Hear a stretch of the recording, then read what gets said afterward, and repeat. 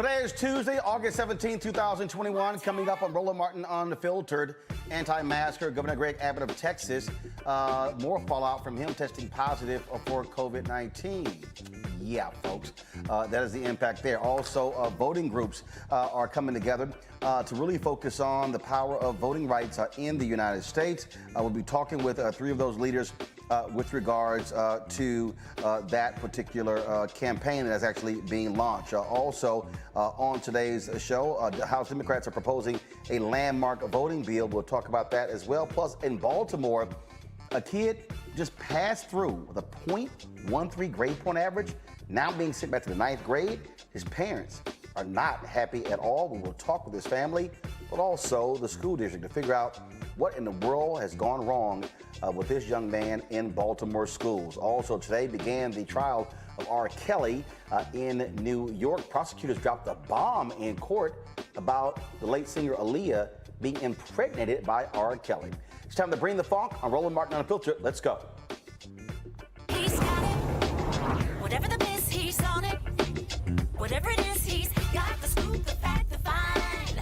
And when it breaks, he's right on time and it's rolling. Best believe he's knowing. Putting it down from sports to news to politics. With entertainment just for kicks, he's rolling. It's on go, y'all. It's Roland Martin, yeah. Rolling with Roland now. He's funk, he's fresh, he's real, the best, you know he's Roland Martin now.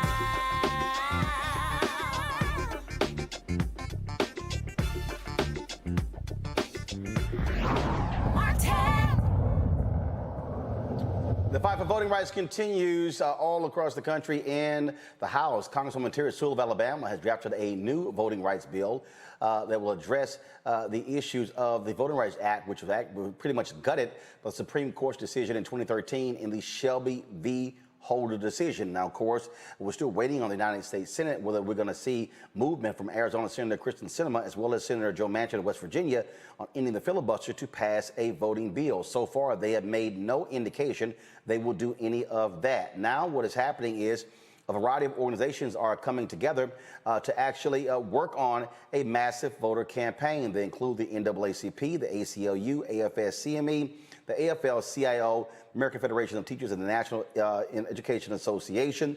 They plan on fanning out all across Ohio, Michigan, Texas, Florida, Wisconsin, North Carolina, D.C., Arizona, Georgia, New Hampshire, North Carolina, Pennsylvania, and West Virginia. In many of those states, there are critical U.S. Senate races that are actually taking place. Joining us right now to discuss this initiative, Lee Saunders is the president of AFSCME, AFS-CME. They're one of the partners here with us at Roland Martin Unfiltered. Also, Reverend Leah Daughtry, the National Presiding Prelate of the House of the Lord Churches, and also Dominic Whitehead, National Civic Engagement Director for the NAACP. Glad to have all of you here on Roland Martin Unfiltered.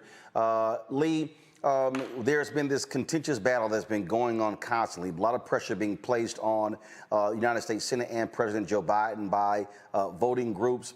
We've heard the White House and Biden literally say, like the way to defeat these Republican voter suppression bills is to out-organize them. But you've had folks like Cliff Albright and Natasha Brown of Black Voters Matter saying, how in the world are you going to out-organize voter suppression? And so what is the aim of this campaign, and how do you still deal with the reality of these voter suppression bills being passed by Republican legislatures all across the country?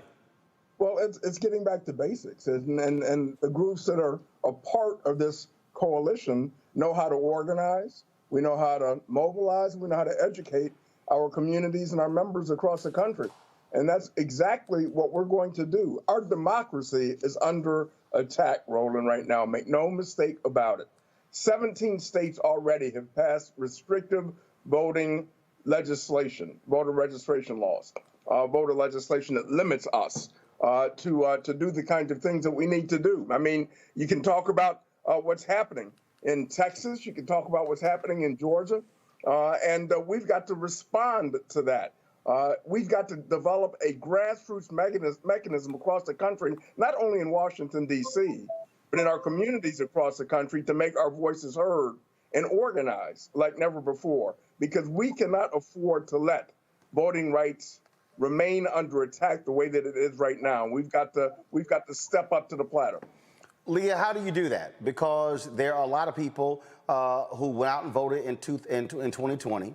There are people who are very frustrated saying that President Joe Biden has not come through for African Americans. And so how do you then say, okay, I know you voted in 2020. I know you elected Biden and Harris. I know you elected Ossoff and Warnock in Georgia. Democrats control the House. They control the Senate. They control the White House. But voting still hasn't been addressed. How do you make the argument to get people to then say, okay, come out again, register and vote? Well, Roland, first of all, thank you for raising this very important issue with your viewers. And what I would say is Dr. Coretta Scott King always said, freedom is never really won. It is fought and won in every generation. As long as this country has election every 2 years, we have got to be organized as a community, as a people, to turn out to vote for the people who are going to best represent us. Our work doesn't stop the day after Election Day. Our work continues on and on until we get the freedom they deserve and that is warranted for us as American citizens. So there will never be a day when we can sit back and say, we're done, everything's great, and we don't have to care about voting anymore. We don't have to care about organizing anymore. We don't have to care about what our elected officials are doing. That is our job as citizens, as informed voters, to always have our foot on the neck of those people that we have serve us. They work for us. And so we have to be organized enough to make them do their jobs. But how do you still make the argument? Because again, getting somebody to register is going to have to be, this is why you need to register, this is why you need to vote. What do you say to someone who says, but what do we do in 2020 and then what do we get? So again, make the argument to that person who says, hey, I did it last time, nothing happened. Why should I do it again? What do you tell that person? Well, I think you have to take the totality of what we have seen just the last 6 months of Biden's administration versus what we saw over the last 4 years of the Trump administration. Already we have seen available, freely available. We have millions of children being lifted out of poverty. We have people who are stop. This is what we have seen just in the last 6 months, and the list goes on and on. So I don't think that we can measure the Biden administration by one thing. We've got to take the quality of the arc of his accomplishments. That's not to say that he can't do more, that he shouldn't do more, and that our elected officials in the Congress can and shouldn't do more. But that's our job, to make them do what we need them to do and to measure up to our demands. And that's what them to do. Is about. This campaign is about organizing people, mobilizing people to make sure that they are pressing every lever possible to make sense be to the people who sent them to represent us. So Dominic, let's play this out. So right now you have Democrats with 50 votes in the United States Senate, 50 votes for Republicans as well. You've got critical races coming up in Wisconsin, North Carolina, Ohio, Pennsylvania. You can also put it in Florida. So let's just say that's 5, okay? Let's assume, let's just say for the sake of this conversation, Democrats win those 5 U.S. Senate seats. That's still 55. You don't have the George Floyd Justice Act. I saw a story out of Politico where they said that qualified immunity has been taken off of the table. That's very troublesome to many progressives. You're not seeing the For the People Act and the John Lewis Act as well. And so, again, you're going, I mean, look, I'm dealing with the exact same issue. I have to make an argument to the people who are watching and listening why they should go to the polls. And if someone comes back and says to the NAACP, Dominic, well, the George Floyd Act not passed, the voting bills were not passed, so you got a Democratic majority. Let's say you pick up 5 more seats, you still have 5 fewer seats to actually end the filibuster, so what changes? Yeah, that's a good question. I think the first thing to look to, I think, is a piece what President Saunders just said a moment ago, a second ago, is around the education piece. I think for us at NAACP, We're in every conversation in terms of the George Floyd Act. We're in every conversation in terms of voting rights. We're in every conversation, every piece of legislation that matters to Black and brown communities across this country. I think for us, it's a matter of actually having those conversations with voters day in and day out on the ground. To your scenario that you just lifted up a moment ago, if we do take full control or expand the Senate, if you will, in terms of Democrats expanding the Senate, it goes back to what Leah just said a moment ago. How do we continue to keep our foots on their neck? So we have 2022 coming up. So how do we get folks involved and engaged in 2022 around these issues that may or may not pass prior to 2022? I think the first thing is really taking it back to 2020 and say, hey, because you turned out in 2020, because you stood up, because you voted in 2020, because you voted in Georgia in 2021 for the runoff election, some of our issues that we're focusing in on, such as the George Floyd Act, such as passing the John Lewis Voting Rights Act, and other issues that we're focusing in on are either one, being watered down, and or two, being pushed aside. And so you going out this election cycle, being engaged, being involved, you have to elect folks that are going to go into office and do these things that we said that they're going to do and help shape the policy around it. And that's what NAACP is about, is shaping advocacy and shaping policy around us. So it's an education piece, it's a mobilizing piece, it's an organizing piece as well, and it continue to keep our foot on their necks as well in terms of organizing folks around the vote. But again, also we have wins and we've seen those wins, but how do we make those wins real to everyday people as we're going out to talk to them as we launch off this campaign over the next few weeks? Okay, so what is this campaign, Lee? First of all, what does it entail? How extensive is it? What does it include? Are we talking about town halls? Are we talking about, what's the communications piece? Are we talking about billboards, public events? So exactly when does this begin and what does it all entail? All of the above. And we've got to start now. And it's going to include digital campaigns. It's going to include advertising. Most importantly, it's going to include, when we can, the door-to-door contact with our communities across the country, talking with people, looking them dead in the eye and talking to them about the importance of this issue and other issues that are impacting on our communities. We have got to do that. So we're willing to spend money and resources to get the word out and to, again, educate folks about what we are faced with. Let me say this, and let me just flip the coin just for a minute, Roland. If we don't do this, and if people sit on their hands, can you imagine what will happen to voting rights? Can you imagine what will happen to affordable child care? Can you imagine what will happen to increasing Medicare for all? Can you imagine what will happen for education and for free community college? Those things will go away. And voting rights is really the key to dealing with this, to energize and excite our communities so they understand that we got to fight for what we believe in. We cannot be silent. We have had some successes, as Leah said, over the past 6 months. The rescue plan, moving money to state and local governments all across this country. The Democrats pushing for voting rights, trying to stop what the Republicans are doing in those 17 states that I mentioned and other states across the country. So we've got to hold these folks who are attacking us accountable. And Dominic is right. We've got to do the same thing with Democrats, because all Democrats aren't on board. And we've got to organize in a fashion where they feel the heat every single day. This is what our communities are expecting, but our communities must be engaged in this process to move the needle forward.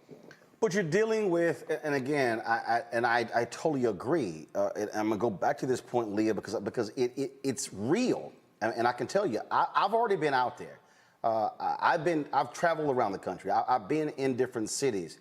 I've been in South Carolina. I've been in Atlanta. I was just in Los Angeles. I go back to LA this Sunday. I'll be back in Atlanta next week. I'm going to be in Nashville. I'm going to be in Arlington, Texas. And I can tell you what I keep getting from people is, all right, Democrats refuse to end the filibuster. None of these things are getting passed. Why should I go out and risk it again? that actually has to be answered. And there has to be an answer. I get it every day. People who watch, I mean, I can tell you right now, I'm literally looking at the chat conversation on our YouTube channel, on our Facebook page, and our Twitter page, and our Instagram page, and those things are there. And so these are black people who are responding.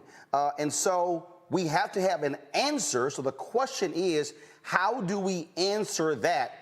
I get, because here's the deal. Republicans could gerrymander themselves into control of the United States House. Of course, yes, they could take control of the Senate as well. So we can talk about, hey, what may happen if they get control. The problem right now is Democrats actually control all three levels of government.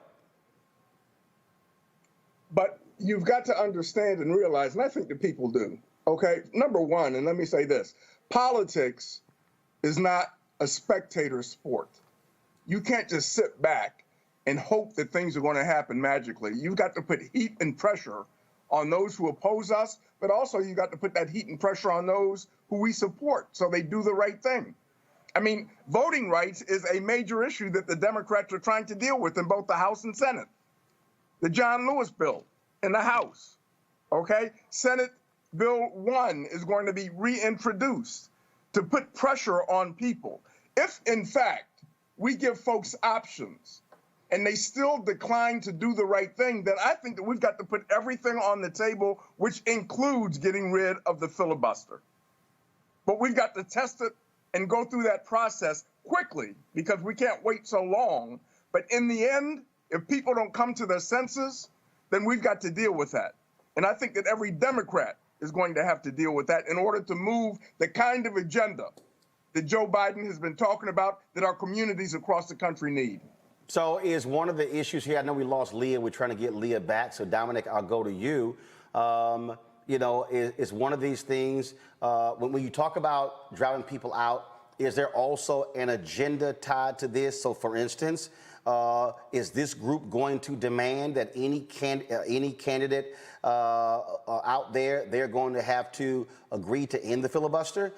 Again, you know, what are some of the things we're talking about here in terms of speaking to the public, going after and getting these people out of their homes to get them to register? What are you saying to them that's going to be the incentive to do so? Yeah, good question. So for us, what we're saying and what we're focusing in on, honestly, in terms of what we're pushing out, it is all about voting rights. I think Lee said it a moment ago in his remarks. All of the issues that we're focusing in on that we want to see, it's about voting and getting people to vote. I think for us, the incentive is, and I won't even say it's an incentive, it is actually having a conversation and getting people engaged and involved and not on the sideline and say, this is happening right now. This is our moment in time. To your point, Roland, Democrats have control of all three branches of government. This is now our moment in time, since Democrats have control of all three branches of government, to put pressure on folks. And the only way we can put pressure on folks is mobilizing, organizing, having everyone together focus in on one agenda, right, in terms of what we're focusing in on. This campaign right here, this voting rights campaign, all of these organizations that we launched together, it truly and only focuses in on voting rights. Now, the filibuster conversation, that's a conversation that we're going to continue to have in terms of ending the filibuster to get all of these things passed. But until then, we have to continue to push and focus in on that. And in terms of some of the things that we're telling people and lifting up, in terms of voting rights, we're looking at how do we expand early voting and make it easy for folks in all states, right?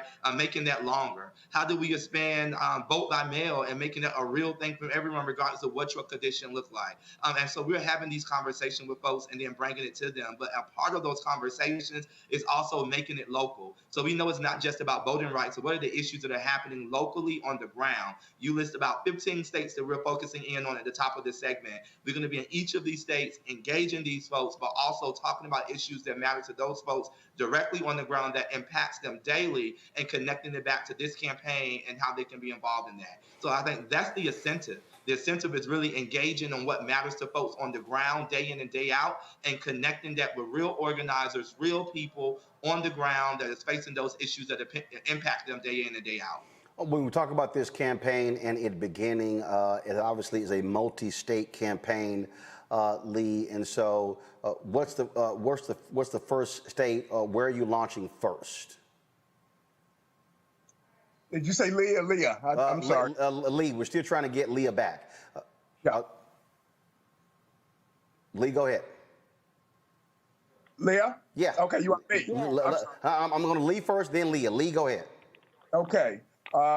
We're going to go into our communities across the country. We're starting off with rallies on Saturday, fun kinds of rallies where we can bring families together, where we can talk about the issue of voting rights. We're going to be in Milwaukee, Detroit, Cleveland, and Washington, D.C., but we're going to expand that throughout the year to include other targeted cities and states that have problems with the attacks on voting rights.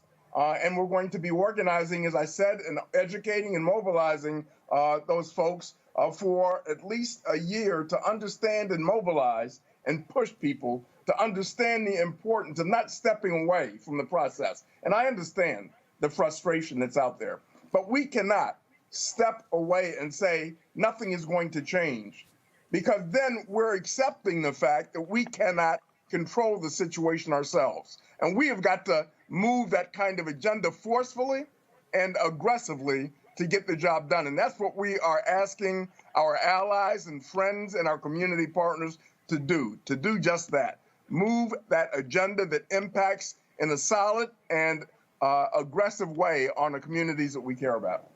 Leah?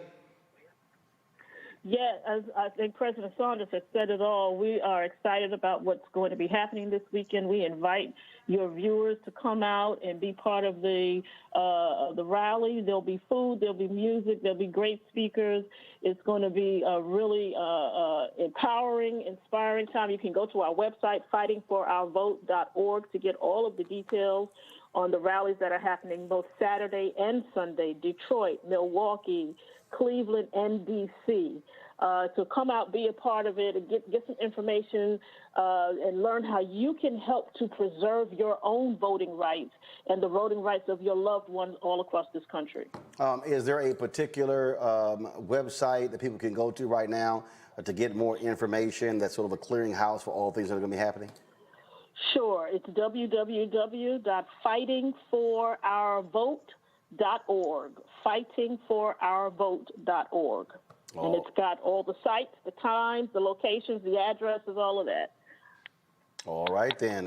Reverend Leah Daltrey, Lee Saunders, as well as Dominic. Glad to have all of you here. First, Dominic Whitehead, glad to have all three of you here. Look forward to more information on this initiative. Thanks a lot. Thank you. Thank you. All right, folks, so we're going to talk about this with our panel in just a second. As I said, what is happening in the House, there was a new bill that was actually introduced by Congresswoman Terry Sewell. It will be a much-needed update to the 1965 Voting Rights Act.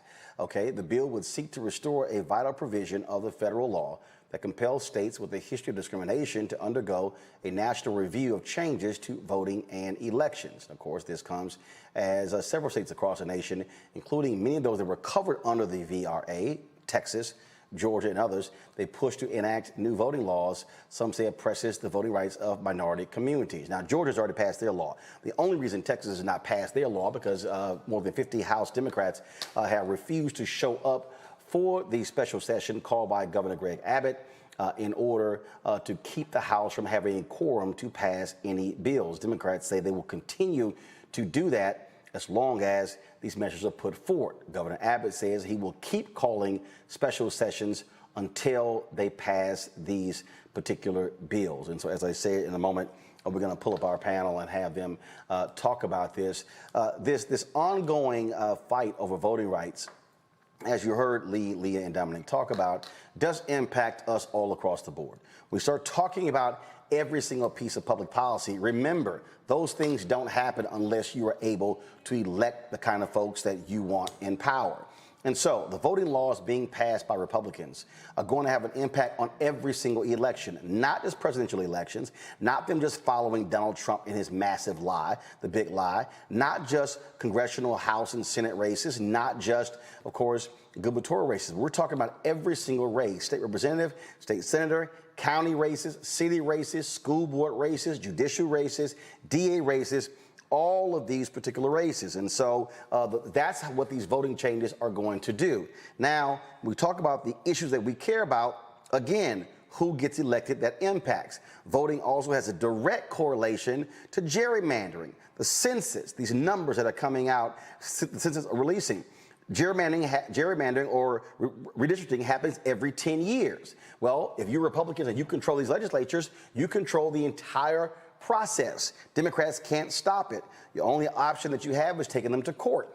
People like Mark Elias and others have already said that they're going to sue these states if they have the kind of gerrymandering. But here's the problem. The Supreme Court previously ruled they were not going to get involved in political gerrymandering, saying we will leave it up to the states. Well, the problem is when you gerrymandered your state Supreme Courts and then you only have Republicans who are elected in those states, there's no chance to overturn those laws. This is what happens when we also don't vote. But I'm going to go back to the point that I was making with Dominic, Leah, and Lee. And folks, let me know when the panel is there. You have to still make an argument. You have to convince somebody why they should register and why they should vote.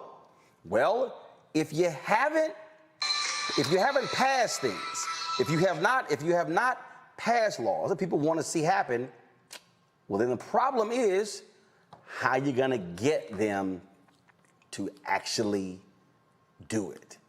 That's the real issue that we're talking about here, and that is going to be a problem. And you kept hearing me push the folks on this. There's a reason.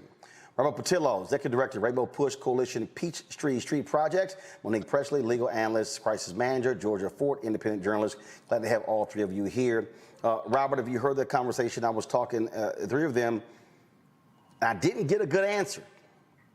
You're going to have to, look, this is going to be, and I've heard this from Cliff Albright, Natasha Brown, and others, that they're already facing it.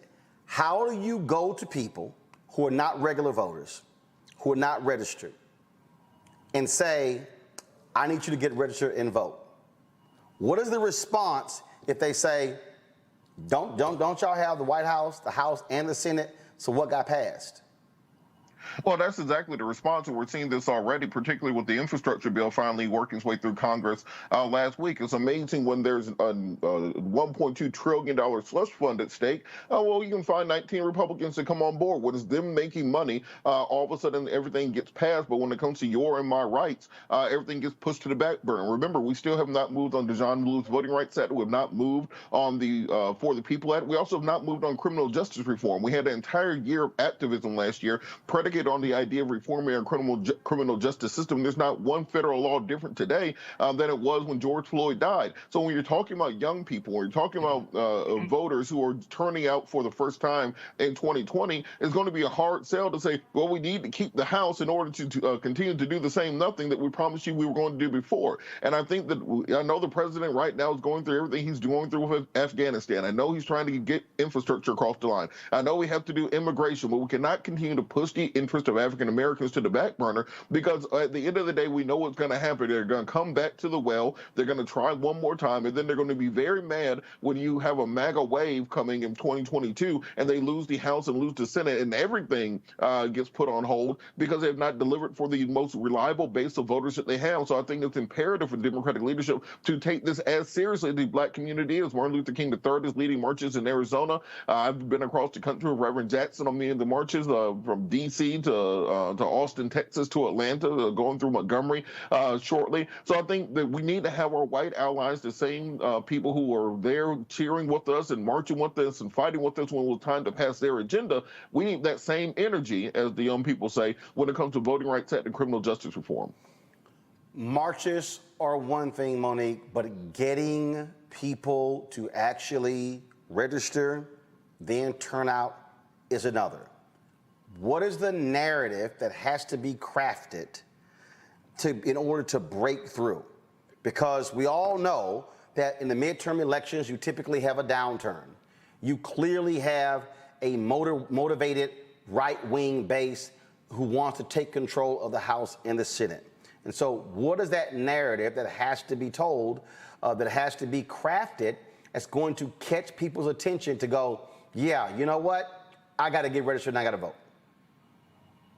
Well, it's our lives at stake, plainly. And I'm not really sure that we need to sell them like we're doing ham bone, or cutting some step and trying to offer them free beer in order to get our folks to vote. The margin was slim. Yes, we have the presidency and we have the majority in both houses and in the Senate by the narrowest of margins. We need more. I understand Robert's point. Voting rights is certainly an issue for our people, maybe the issue of our times for our people, but it should be for all people. But what is it about infrastructure that isn't our people's issue? I mean, who doesn't understand that the majority of the jobs are going to go to our folks that are created from that bill? So we talk in plain English, we tell the truth to our own constituencies, to our family members, to our communities. How are the majority of those jobs on the infrastructure bill going to go to our community? How? Because the jobs that go for highways and byways and roads and all of the things that they're looking to do go to a majority blue collar, majority people of color, not necessarily the contracts, and that's a problem. And I get it. And we want to make sure that there's more of that. But these are jobs that go to Black and brown folks, not white folks. Where? And Roland, everywhere. Everywhere where there are Black folks. No, I can tell you right now. Everywhere where there are Black folks. I'm not just talking about cities.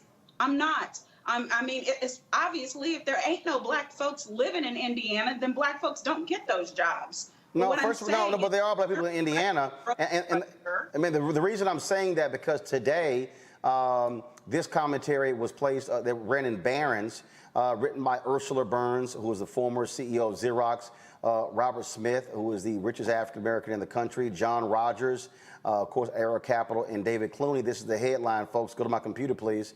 It says the Biden administration promised diversity. Here's one way it can deliver.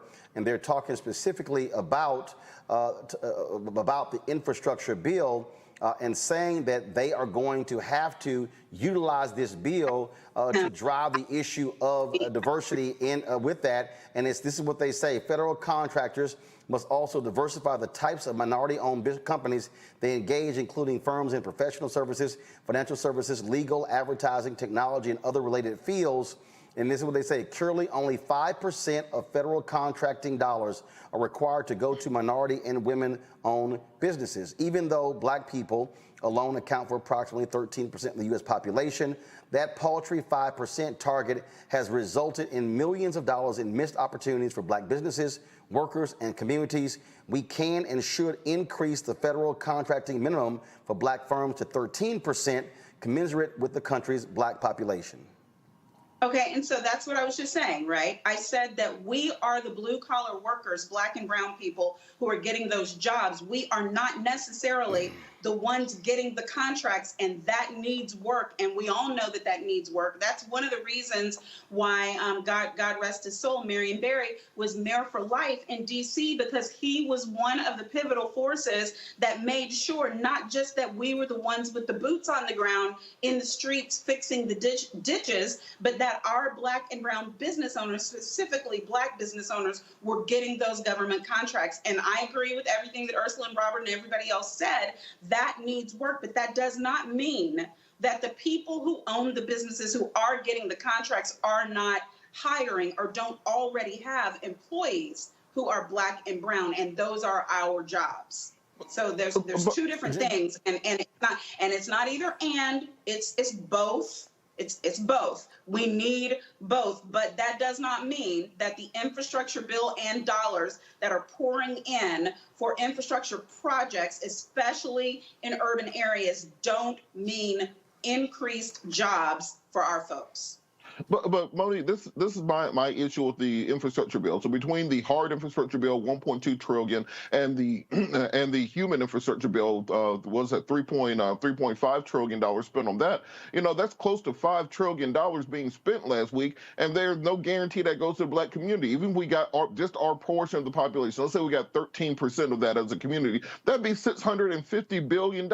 I doubt severely that $650 billion of that $5 trillion is earmarked for the Black community right now. So when we're going back to people telling them you need to get out and vote, and our ancestors and raising our fist and all that in 2022, they're going to be asking, where's our $650 billion? Where's our voting rights bill? Where's our criminal justice reform? Oh, it's not there. Well, why do I need to turn out again? And I think that's the wall that Democrats are going to run into if they don't start prioritizing the Black voters. And that's the point, Georgia, again, that I was making to our other three guests, that I've been hearing, and I'm saying, you better figure out a narrative. And let me be real clear, saying our lives depend on it is not going to do it. I agree. I absolutely agree with that, but that's not going to do it. That's not going to pull that person over who says, I'm seeing these things happen, and I don't think it's benefiting us, so why should I vote? That, and I get the rallies, I get all of those things, but unless they are confronting that head on, it's going to be a problem. Roland, I couldn't agree with you more. As a journalist, I'm preparing to head to D.C. In a few weeks for the March on Washington, where we're going to hear from Reverend Sharpton focusing on the attack against voting rights. And so what will be the narrative he delivers in his speeches? I want to know, will we hear from Stacey Abrams? Because as we're trying to craft a narrative to convince the Black community to come out and vote, and exactly how important and how coming out to vote is going to dictate who gets in office and all of the new laws that get passed. The narrative I think that we should be crafting should come from Stacey Abrams, because she's been the one person that we've seen successfully turn an entire state. So someone who is organizing on this issue needs to call her team and figure out what her rate is for consulting and set up a Zoom call and do some organizing. And that's not necessarily my area of expertise as a journalist per se, but we did see how effective her team was in Georgia. And so if the blueprint is already there, why not replicate what she did in that state across the country? Because you're right, even though coming together and doing the rallying and the marching is one part of how our community communicates with one another, it hasn't proven to be successful in getting people out to vote. The other thing that I'll add to that, just historically speaking, when you look at when Black men and women were given the right to vote, historically, this country has continuously attacked our right to vote as a strategy to maintain power. And so there has to be a continuous effort to combat that. And Republicans may end up shooting themselves in the foot here. I'll add to the conversation, because one of the tactics Republicans are using is making voting by mail less accessible.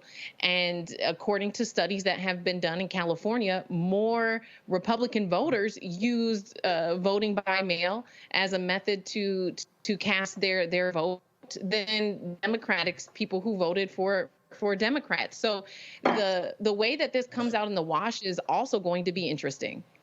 Again, I'm just saying, first of all, I absolutely agree with the initiative to start early, to fan across these states. But I'm telling you, there are troubling headwinds in terms of dealing with the issue. That is, if people say, what got passed that benefited us? If you don't have an answer that is succinct and clear, this is going to be a tough road to hoe. And so we certainly be focusing on. But everything that got passed benefit us? No, again, okay, but Monique, what I just said is you have to articulate that in a way for that person who doesn't see it to understand it. And so what I'm saying is the two biggest things that people are looking at. You look at the actual data, the survey of black voters, George Floyd Justice Act, and actual voting bills. Neither has gotten passed yet. So what I'm saying is, a part of the communication strategy is you have to tackle that head on and craft a narrative to be able to explain of the things that did get passed. This is how it impacted us. And what I'm saying is that has to be a part of it. If it's not, it's going to be difficult. Okay, but people listening right now, Roland, you got a big brain. What you want to tell them? And what I'm saying is that's going to be a deal. And what I'm saying is our lives depend on it. That ain't gonna fly. It's gonna be worse. It's gonna be worse. Hold up. It's gonna be worse if they win. That's not gonna fly. I'm telling you, it's not gonna fly. And that's fine. That's not those aren't the only two things to say. I mean, that's why I said people who actually know what the legislation is that has been passed and can explain it. I think we make the mistake thinking that our people are stupid when they're not. No, they're not stupid. Item voters, and they're not. They didn't vote. We need the Voting Rights Act, but that's not why they voted. They voted because that crazy man was in there and everything was going to hell in a handbasket. Well, guess what? Crazy man's not on the ballot. But guess what? Crazy man is not on the ballot in 2022. So you know what? And Democrats are going to have to explain, how do you control the White House, the House, and the Senate, and you still didn't get it passed? You got to answer that. They got to answer it. Well, I mean, don't they know? We know math. We know numbers, right? Okay. I mean, the fact that narrative ain't going to fly. The fact that we have a vice president that can break a tie in the Senate is an excellent start. But if anybody understands how many senators we need in order to get things done and that those votes aren't there, then maybe those people who do understand that should start explaining it, because our people can understand that. I get what. It's not as simple as we got all three houses so we can do whatever the hell we want to do and everything can just get passed by fiat. Like President Biden can just stand up there and say, let there be voting rights, let there be better health care, let there be infrastructure. There's a system here that has to happen, and that's what we're stuck with. So if we need more votes in order to have an easier time of it, because the GOP is the devil, then I'm here telling y'all the GOP is the devil. I'm aware of that. But here's what I also know. There were 300 meetings over the infrastructure bill, and I ain't seen 300 meetings on ending the filibuster on the voting bill. And what I'm saying is this here. This White House is going to have to do a hell of a lot more heavy lifting, because here's the deal. If they do not get, and let's give just real numbers here. Sherry Beasley, okay, who was the North Carolina State Supreme Court Chief Justice, lost by 400 votes. Democrats could have had a 61 majority on the North Carolina Supreme Court. It's now actually 4-3. She's one of the candidates running for the United States Senate. Here's the deal. If you don't go to rural North Carolina and talk to those black folks and explain to them, then you're going to have 18 to 20% who are going to support the candidate who's running to replace Burr, like you had that number with Tom Tillis. You're going to have that. And what I'm saying is, if you don't do it in Cincinnati and Cleveland, then Tim Ryan ain't got a shot. If you don't do it in Wisconsin, Rob Johnson's going to get reelected. If you don't do it in Pennsylvania, guess what? Democrats are not going to take the seat of Pat Toomey, and then Val Demings is not going to have any shot against Rubio in Florida. All I'm saying is this is real simple. What Democrats cannot do, you cannot keep going back to black people and saying, we need you to turn out. But when somebody says, what of the major bills got passed, and you can't say they did, it's going to be a problem. That's all I'm saying. And so as a part of the narrative that they got to craft is they got to have a strong narrative to answer that question, because I'm telling you, it's coming. Speaking of what's coming, we are going to be hit even harder by this Delta variant that is going on. Folks, health officials say all Americans will now have access to COVID booster shots beginning next month. The U.S. Center for Disease Control and Prevention, the U.S. Food and Drug Administration suggests getting the booster shot 8 months after your second dose to be made available beginning September 20th. The CDC believes up to 664,000 deaths will be reported by September 11th. Now, folks, the country has more than 37 million reported cases and 640,000 deaths. Today, President Joe Biden said we are still in the pandemic of the unvaccinated. That cases may be declining in a few places. Cases are still rising, especially among the unvaccinated. There are still 85 million Americans who are eligible to get vaccinated or remain unvaccinated and at real risk. Across the country, virtually all of the COVID-19 hospitalizations and deaths continue to be among the unvaccinated. In Alabama, more than 90% of the current hospitalizations are among the unvaccinated. In Texas, 95% of those in hospitals are unvaccinated. Right now, it's worse in states where overall vaccination rates are low.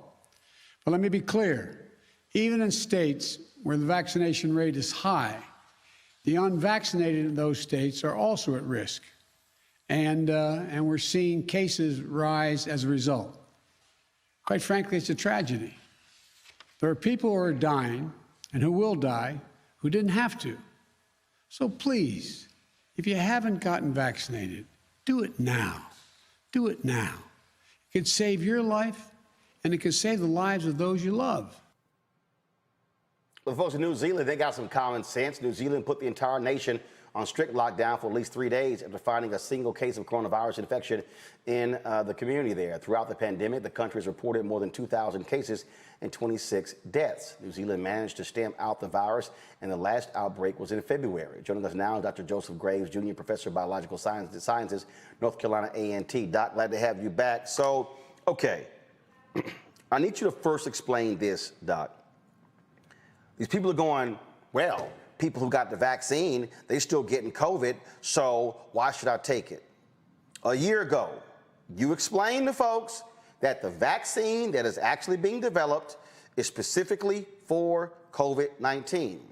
That when there were strains and when there were variants, then that vaccine is not as fully effective. And so I've seen these people are now saying, well, how are people dying who still had the vaccine, but they then got COVID? Well, I mean, Roland, this is really, really basic. The vaccines are effective and safe. They protect you from getting serious cases of COVID-2019. People who have been vaccinated are not dying. They're not being hospitalized. However, the original vaccines were designed for the original SARS coronavirus variant. A year has gone past, and as the president said in his news conference, about half of the eligible people in the United States have not been vaccinated. And that group of people is allowing the virus to warp speed its evolution so that it becomes more transmissible and more dangerous. And to give you a clear representation of how much dangerous it is, when SARS-CoV-2 started, it had an R0 number, the number of people that it could infect from one infected person, of around 3. The Delta variant now has an R0 of 9. And that means in 10 generations of SARS replication, it will infect 9 to the 10th power people. And so we're at a situation that should have been avoided by using some simple common sense, which unfortunately, the half of the people in this country, and unfortunately we know who that half is, most of those people are people who voted for Donald Trump in the 2020 election, see vaccination as some evil plan. But in fact, vaccination is the way that we get in front of this virus, and it's the way we return to our lives. But if we don't get vaccinated, things are going to get a whole lot worse. And it's going to get a whole lot worse a lot sooner than people can imagine. Okay, and so we're still dealing with these folks who are just crazy and outlandish. You've got DeSantis and Abbott who are refusing to actually allow mask mandates. You have that going on. and you're dealing with folks who just, I'm already seeing this whole deal. Okay, I don't know what's in it. I don't know what's in the booster shot. Somebody tweeted, I saw this interesting deal. They said, well, you didn't know what the hell those 11 herbs and spices in the KFC chicken is. I mean, you didn't order that chicken. And so you keep hearing that. How do you respond to all the folks out there who are saying, oh, yeah, you don't know what's in the vaccine. You don't know what's in the booster shot. The way I respond is simple. COVID kills people. We don't have a single case of a person dying from the SARS-CoV-2 vaccine. In fact, what the SARS-CoV-2 vaccines have done is they've saved people's lives. And so it comes down to some really simple things. If you don't value your own life, then what about the lives of the people you care about? What about the lives of the people you love? Now, we have teachers going back into classrooms this fall without mask mandates and without vaccination mandates across the country. Now, a lot of these teachers have young children, so they're going to be going into situations where they can possibly pick up the COVID virus from asymptomatic people and then take it home to their children. And we now know that the Delta variant is making children sick. American hospital beds are running out. And a lot of those people in those beds now are young kids who, unfortunately, aren't yet eligible for the vaccine. So if these people have any decency whatsoever, they need to start thinking about people other than themselves, and they need to examine why they believe these idiotic things that they believe.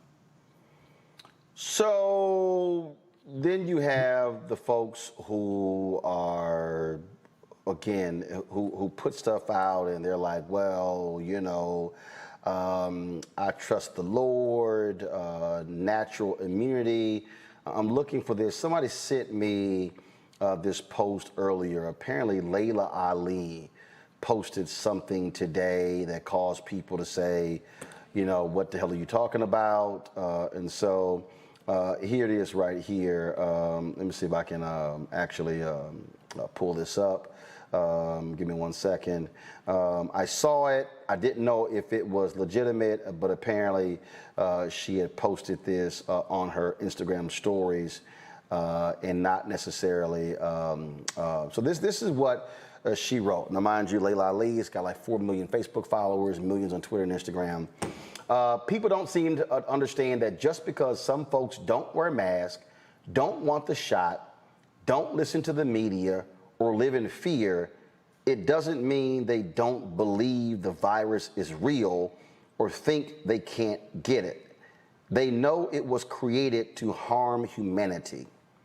They simply choose to build up and trust their own immune system like they have been doing all their life. If they get it, they will deal with it. It's a God-given choice. I know this kind of faith is impossible for some to comprehend, but lean not on your own understanding. Before you claim they are putting others in danger, you should do your own research to learn if that's actually true. You can't change anyone but yourself, so you do you. Real talk, Layla Ali. Doc, how do you respond to that? Well, the first thing I want all your viewers to know is that not only am I a research scientist, but I'm a confirmed Episcopalian. I go to church every Sunday. I've served on the COVID vaccination task force of the Episcopal Diocese of North Carolina. This morning, I was in a session with the faculty and the staff of the New Brunswick Theological Seminary. These are people who study the Word of the Lord and who are in service to their communities. And none of them are saying things like that. And so, we have had a history of some bad science, and we've also had a history of some bad theology. And so, I do want people to think for themselves. I do want them to be introspective. I do want them to have strong faith. But, in the words of the famous joke about the man who was sitting on top of a house in floodwaters, And when the boat came to rescue him, he said, I don't want a boat. I'm waiting for God to rescue me. And then when the helicopter came to save him, he says, well, I don't want to get on the helicopter. I'm waiting for God to rescue me. And then after he died from the flood and got to heaven, and he asked God, why didn't you rescue me? Well, God said to him, well, you know, I sent you a boat and I sent you a helicopter. And so that's where we are, okay? We have God-given intellect, which has allowed us to develop one of the strongest biomedical and biotechnology research infrastructures in the world, and hospitals and medicines that can prevent people from getting sick and dying. The SARS-CoV-2 vaccines are the result of the tremendous advancements that have occurred in the last 20 years. You know, when people say the vaccines came out so quickly, the reason they came out so quickly is because our science and understanding of how to make vaccines went through a huge jump in the last 20 years. And so when we have something that is as valuable and as important as this technology, which can save lives, it just seems to me that this is not good theology to say, oh, well, let's just wait for God to send an angel rather than a helicopter. Again, as a person of faith, I have to stand resolutely against that kind of a bad religion. Well, Pastor John P. Key, I think probably is in line with you. He put this on Instagram today. We're going to try to have him on the show tomorrow. This is what he said. This thing seems to only hit home when it affects the people you know, hashtag your family. Today, I've received tons of horror stories that I will not post. I'll go out on a limb and tell you I believe this disease is preventable. We pastors beg you to take the necessary precautions, and you laugh, mock, and criticize us, and now your family is angry because the church won't handle your $12,000 funeral expense. Says it all, Roland. It says it all. It is crazy out here. Dr. Graves, thank you very much for enlightening us with real information. I have people sitting here hitting me up saying, why won't you have so-and-so on? And my first thing I say, is this person a doctor or a scientist? If not, I don't want to hear a damn thing from them about COVID-19 or the vaccine. I don't want to hear, I'm not putting conspiracy theorists on. I'm not putting these fools on and all this, oh, so-and-so. And again, when Layla's like, oh, do your own research, that's part of the problem now. We got a whole bunch of, Google doctors out here who all of a sudden are saying this, when these are the same people, Doc, who have allergies and got no problem taking Zyrtec D, or any of these medicines, and they ain't got a damn clue what the hell is in that allergy pill. They get a headache, they take Tylenol or leave, they ain't got no clue what's in that Advil or that Aleve or that Tylenol. And so it's just amazing to listen to these people who, many of them are on high blood pressure medication, diabetes medication, thyroid medication, hypertension, all this sort of stuff, and they sitting here going, oh, I don't know what's in it. Like I keep saying, ain't no flip side to death. I'm completely with you, Roland. If you're going to build a bridge, you don't tell people do your own research and then go out and build a bridge. I mean, there are people who went to school, who have training, who are professionals in the area, who are engineers, who know how to build a bridge that's not going to fall down.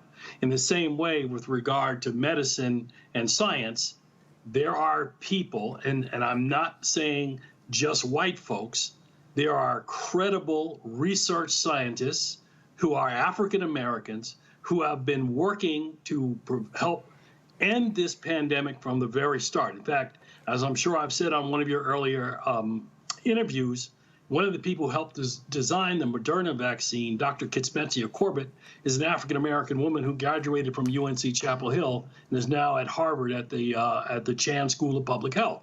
So if folks won't listen to us, I don't know what kind of research they're doing.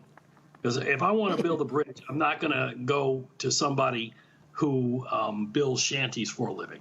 Well, in fact, I'll leave it on this point. It's a whole bunch of folks taking vitamins. They probably haven't even read the back where they say the FDA, the Food and Drug Administration, has not approved any of this, but they actually believe that those vitamins make them better. Yeah, And that's one of the things that we're working very hard, particularly at North Carolina A&T, to do, to build more African-American students who go into engineering, into medicine, into biomedical research. We have, leading academic institutions that are working to help end this pandemic. And so one of the things I'll say to your viewers, if you want to see this end, you should be supporting your HBCUs. Absolutely. Dr. Graves, we appreciate it. Thanks a lot. Thank you, sir. Real quick with my panel, I really love this one. If you watch Fox News and you got crazy people like Sean Hannity, Maria Bartiromo, Tucker Carlson, Laura Ingraham, spreading all their nonsense about COVID, then the idiots on Fox and Friends like Ainsley Earnhardt, who literally said today that, oh, when you take Regeneron, that's like getting the vaccine. No, it's not, idiot. It's not. So check this out. Fox News is requiring that all employees provide their vaccination status today in a collective database. Oh, yeah, and this is the same people who are against vaccine passports. In a statement sent to all staff, Fox News urged employees to enter vaccination information into a portal and have implemented a mask mandate for public spaces with the buildings. The statement says the following: Dear colleagues, as all of you know, the health and safety of our employees has been our priority at Fox News Media since the start of the global pandemic 17 months ago. Whether at work or home, the COVID-19 pandemic has had a tremendous impact on all our lives. Here are some of the steps we are currently taking given the rise in COVID cases nationwide and the spread of the Delta variant. We have asked all employees, whether on site as part of our essential workforce or working remotely, to upload their vaccination status into Workday. This is being done for space planning and contract tracing purposes in conjunction with CDC, state, city health and safety guidelines. All employees must enter their status no later than today, August 17th, by close of business. Number 2, last week, we reinstated our on-site COVID testing program every Monday and Thursday for select essential employees due to their work environment within our New York offices. These employees have been contacted and will be required to test at least once weekly due to their role at Fox News Media, regardless of vaccination status. In our New York offices, masks remain optional for vaccinated individuals, but are strongly encouraged in public areas throughout the building. However, we are requiring employees to wear a mask in small, confined spaces with limited opportunities for social distancing and where there are multiple employees, including control rooms. All employees and vendors are required to complete a daily screening ahead of reporting to work. At many locations, you will be asked to display either a Work Care Go to Work green screen or a Fox Clear Pass to a security representative upon entering the building or workspace. So, Robert, it's hilarious to see all of these Fox people going nuts about mask mandates when their own company has one. Speaking of which, I'll be on Fox at 12:45 tonight, so make sure you guys tune in for that. Hell but no, you're right, hell Roland. no. Look, you're right, Roland. And what I don't understand about the people who are against the mask on the right at this point, last year they made the argument that all of this was to be against Donald Trump. That the whole point of the mask mandates of the lockdowns was to hurt Donald Trump and make sure he couldn't get reelected. Well, now the election is over. Joe Biden is in charge. Democrats are running the ship now, and it's still here. Remember, they made that argument. I bet you the day after the election, the virus will just go away magically. It did not. So what exactly did Cassie Abella to justify their thought that somehow this is still a conspiracy theory against him, even though there are literally 600,000 fewer people in this country than there were a year ago? The entire thing does not make sense. But beyond those people on that side of the aisle, I do think we need to have more work to do in our communities, where we're still looking at around 30 and 31% vaccination rates in a community that has some of the highest comorbidities of any communities in the country. We have to work on getting the proper information out. We have to work on getting those federal dollars to push these vaccination drives, to push the advertising, to push the nonprofits that can get the vaccine penetration, because we cannot be falling into the same trap as the MAGAs on the other side. Monique, I find this to be hilarious. In Paris, Texas, the school board has figured out a loophole from Governor Greg Abbott's ban against masks. They said, let's just make it part of the school uniform dress code. Gotta love outsmarting his ass on that one. I mean, it's a shame we have to do that. You know, I watched yesterday as the news came out that he's positive for COVID. And of course, he'll likely be just fine because He's vaccinated. So he's having all these maskless gatherings and just bragging about all the standing room only crowds. And the people in there are getting sick. He's getting people sick, going around with COVID, and then he'll get himself to be fine. He'll have the best insurance possible. He'll have the best care possible while his constituents are dying. It's atrocious that school systems have to go to these measures just to keep themselves, their employees, and students safe. And of course, Georgia and Florida, the State Board of Education, they unanimously voted to sanction 2 school districts with mask mandates violating the governor's order. They authorized the State Education Commissioner to take legal steps against those 2 school districts, including Broward, for requiring people in their school districts to wear masks. These people are nuts. Yeah, it's sad. And that crazy foolishness has claimed the life of 4 educators already in Florida. DeSantis leading the foolishness by selling merchandise on his website, mocking those who are wearing masks. And the reality of it is, just like Fox News, when you have people like Tucker Carlson on air mocking people who are wearing masks, and now his own company is mandating it, the truth will always come to the light, and the numbers do not lie. And so if you just do a quick search on the statistics, the New York Times has been doing a great job tracking not just the statistics here in our country, but internationally. And America is failing. We're leading the world with the amount of new COVID cases currently. And so unless people stop following along with governors like DeSantis and the governor in Texas, we are going to continuously see that the numbers are going to increase. Speaking of failure, when we come back, we'll talk about Baltimore, where a massive failure of one student has caused his family to say, what the hell is going on? We'll talk about that next, right here on Roland Martin Unfiltered. White supremacy ain't just about hurting black folk. Right. We got to deal with it. It's injustice. It's wrong. I do feel like in this generation, we've got to do more around being intentional in resolving conflict. You and I haven't always agreed. Yeah. But we agree on the big piece. Yeah. Our conflict is not about destruction. Conflict's going to happen.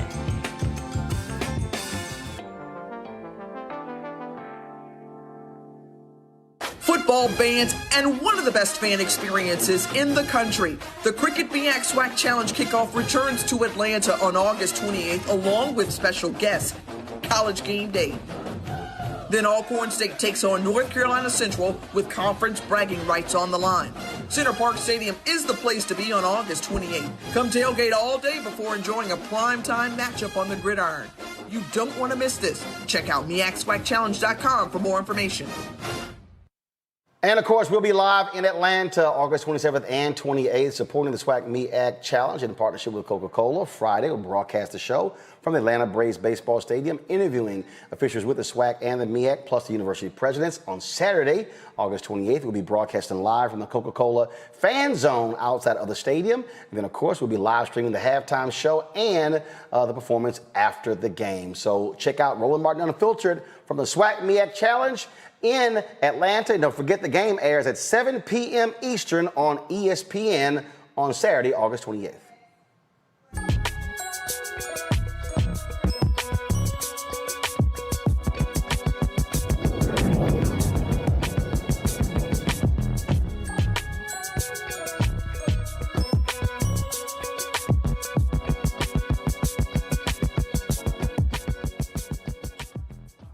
All right, folks, education advocates in Baltimore are demanding the city school CEO, Dr. Sonia Santellis, resign due to rising crime, poor education, and failed leadership. Project Baltimore's investigative efforts discovered that 41% of high school students earn a GPA of 1.0 or below.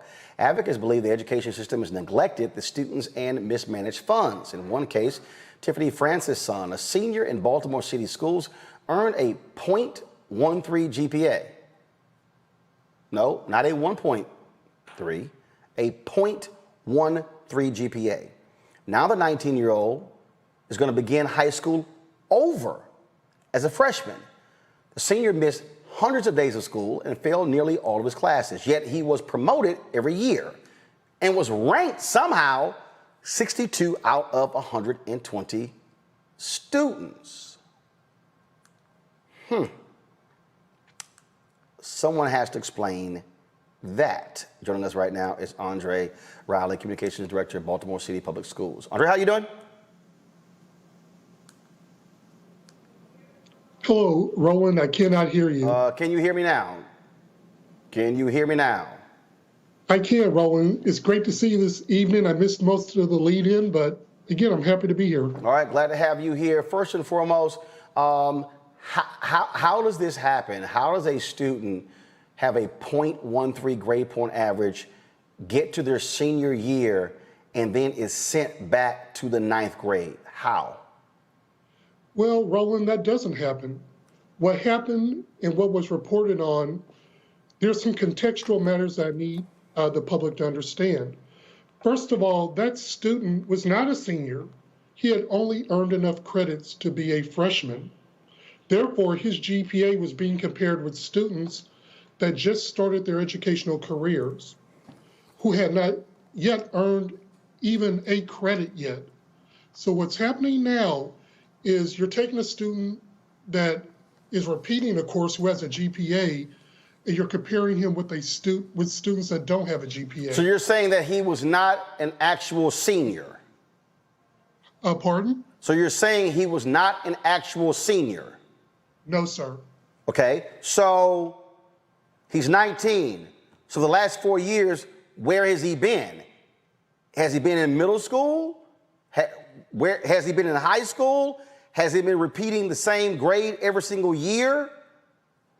Now, I want to be careful, Roland, because again, we're talking about a student's private educational record. And by law, we can't disclose the specifics of any child's education. That's personal information. Other folks may choose to discuss that in a public forum, but we choose not to do that. Okay, so I don't want to go into why his status. That wouldn't be fair to him. Okay, so they put out, the story's been put out, the family has actually spoken as well, and so what's actually happening here then? So has he been in high school or was he in middle school? The student was in high school the entire time. So he's been in high school for the last 4 years? Yes, sir. And he's never advanced out of his freshman year?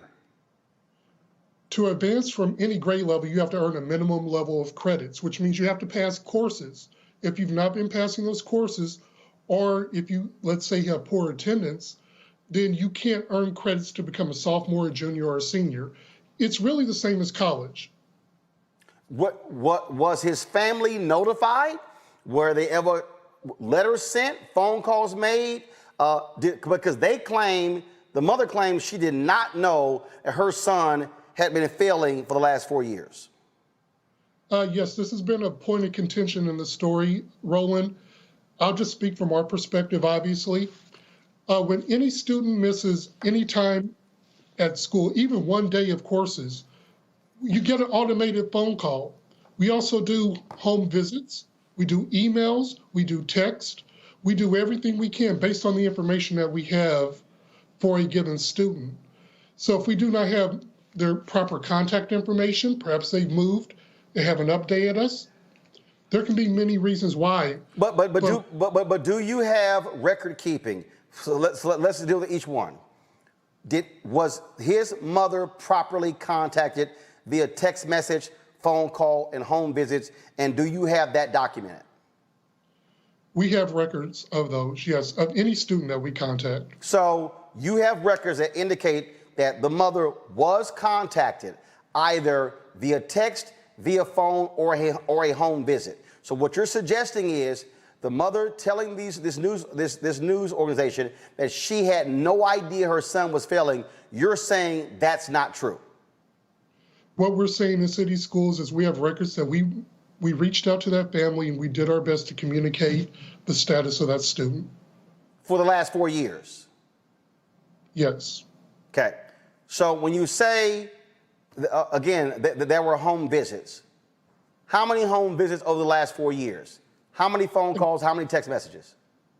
Again, Roland, I do not want to dive into the personal records of this student right now. But that's actually not a classroom record of a student. I'm just speaking to how do you say you have the evidence, and so if you say our records show that we contacted the mother 85 times over a 4-year period, that puts into context, I believe, for the public who saw the original story where the impression was given that her child was passed. She had no idea. He was just going through, and now she thought he was going to be graduating, and now he's back in the 9th grade. I understand your point, Roland, and I'm not saying that it's incorrect, but I also say we have in respect to the student's private educational records, our perspective is that's not information we can release. So was it less than 50 or was it more than 50?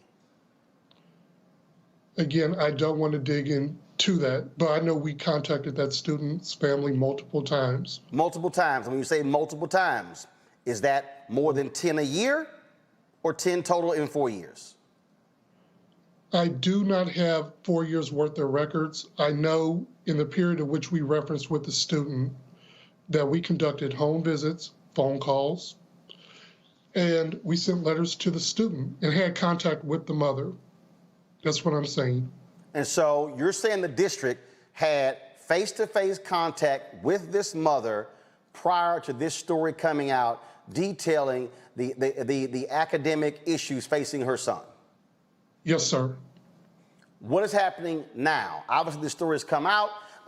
Folks ran with it. They're calling for the firing of the CEO. And so what's the next step for Baltimore Public Schools?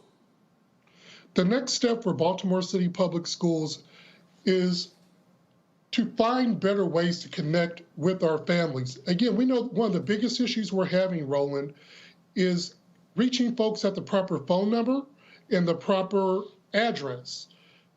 That's a challenge for any urban school district, especially in an environment such as Baltimore. Where so people move a lot? Got it. So what is your process then? So right now, when it comes to reaching their parents, what is your actual process? Do you require what? The student has to fill it out? So what do you, I mean, how do you verify? Our challenge right now, the process is we work to inform our families that we need you to update your contact information. It's a two-way street. So we have to develop trust with them, and we have to develop their confidence so they feel comfortable sharing that information with us. No. What I'm asking is, what is your current process? What is it? Do you do it at the beginning of the year? Do you do it monthly? Do you do it once a semester? What is your process to ensure that you have updated information on that particular parent of every child? What's your system? Our system is at the beginning of every year, Roland, we reach out to our families and we advise them to update their contact information. That's the same as any other school district, well, most school districts in the country. We give you the process of how to do it. We help you to log in to our campus portal if you don't know how to do that. And we meet you at various events and things that we host throughout the summer where we seek to gather that information from our parents. But that's the summer. Okay, follow me here. This is what I'm talking about. School year starts when? September or August? No, our school year starts on August 30th of this school. August 30th. First day of school, then do you send anything physically home with the student and say, please return this filled out by your family member so we have their information? How many times does that happen between August and June? That happens one time at the beginning of the year as part of our family outreach, with the exception of last year where we were mostly virtual. Okay, here's the I'm trying to understand. Why is that happening once a year? Why aren't you doing that at the beginning of the fall semester and the beginning of the spring semester? Because if you say people are moving and you're trying to keep up, if you actually have 2 points of contact, at least at the beginning of each one of the sessions, and are you actually handing something to the student? Because you're saying, go to our portal. Look, there's a lot of people who don't hop online. You got folks who actually have flip phones versus smartphones. And so what is so I get you have different events and stuff along those lines, but are you physically handing something to each student saying, this is required, you are required to bring this back with the right information, and then we'll verify what the information is?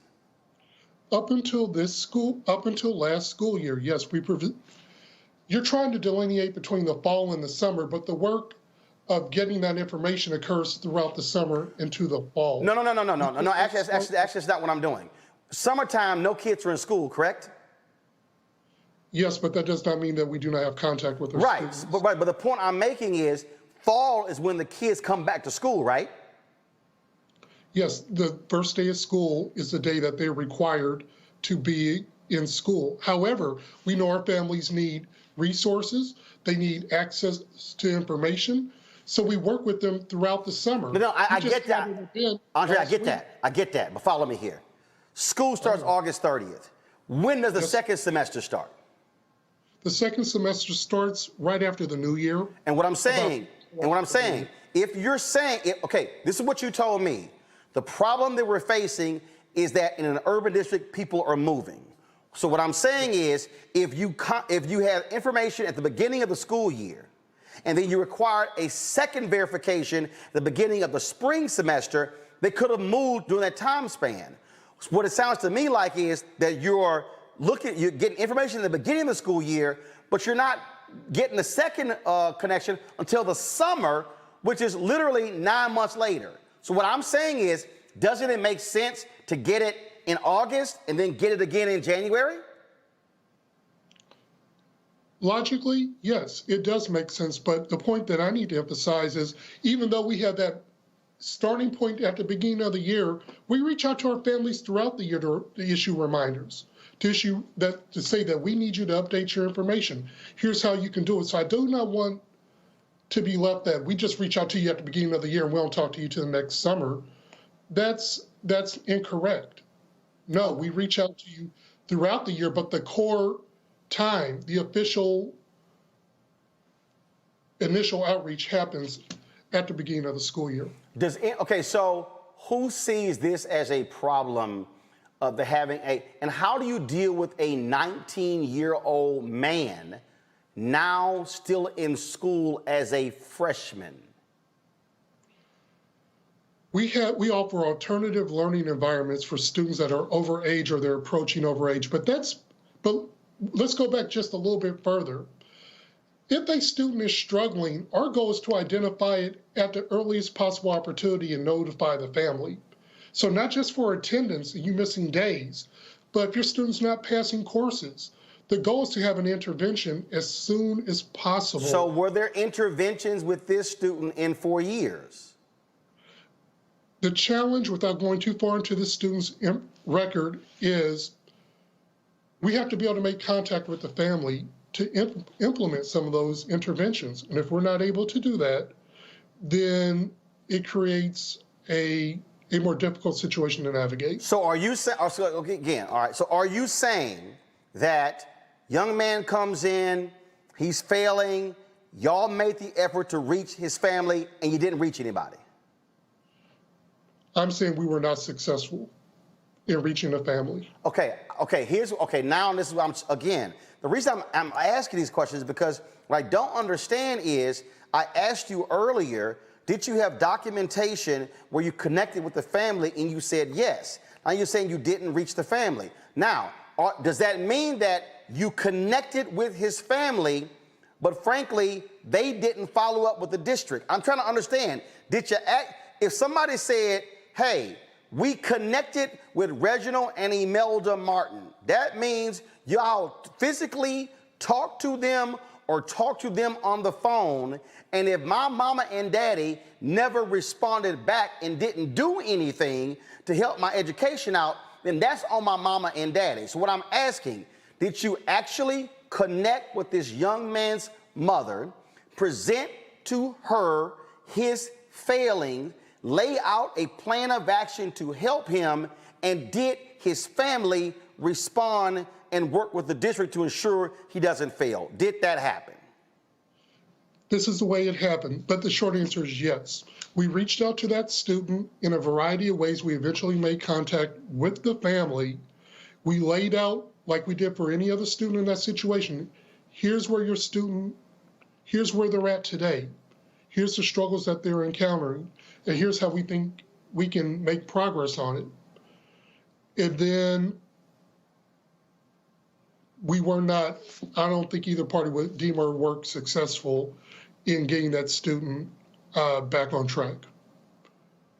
Roland, my job is I do not want to throw the family under the bus. No. This is not, no. See, here's the deal. This is not throwing the family under the bus, because I'm about to talk to the family, and I'm going to ask them these very same questions. Because, again, when a story is published and then people run with it, I want to know exactly, what the heck happened. And so, at the end of the day, somebody has to accept ownership for what has happened with this student. It's either, this is not actually complicated. It's either the family did not respond appropriately and frankly bear the brunt of him failing for 4 years, or the school failed. The district failed. I mean, all right, I'll be very clear. The district reached out to that family through multiple methods, and we eventually made contact with the family. We laid out a course to get that student back on track, and it did not get implemented. We eventually were able to provide a learning environment to the student, but it was it was later than it should have been. So when you say it didn't get implemented, what you're saying is that the school district offered an education opportunity to fix the problem, but it was not acted upon by the family. Is that what you're saying? Yes. Okay. That's what I need to understand. Andre Raleigh, I appreciate it. Thank you so very much for joining us. Thank you, Roland. Have a great day. All right, then. Right now, folks, I want to talk to Pastor Shannon Wright, the France family spokesperson, Dr. Chris Metzler, who's a conservative strategist and author of Divided We Stand, The Search for America's Soul. Okay. So, Pastor Shannon, you are representing the France family. Can you answer that very point there that I just asked? What actually happened here? So we've been speaking with a lot of different families, not just in reference to this case. What Andre just told you was a whole bunch of smoke. The district has failed students, not just this young man's student family, but a whole bunch of families in the city. We've got 41% of the high school students with a D or below. 41%. And you're telling me we're looking at this one case, but the problem is that there are thousands of that same case. No, I got that. I want to deal with the thousands, but I want to deal with this one. But I need some questions answered. He just said that over a period of 4 years, the district repeatedly reached out to the family, and they were unsuccessful in getting them to work with the district to deal with this young man's education issues. Did that happen?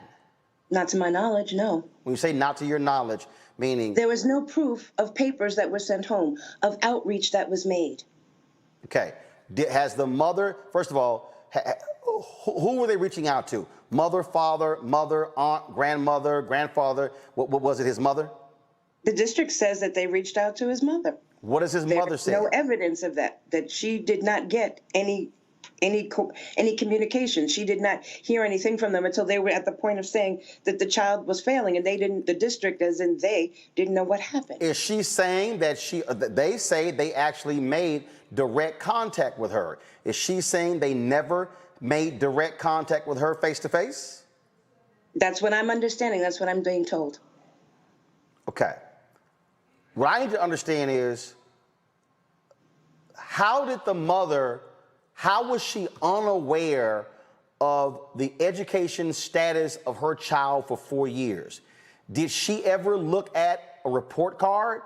Did she ever check in with teachers? Did she ever make any visits in 4 years to parent-teacher conferences? That I couldn't tell you. I don't know, honestly. But I will tell you this.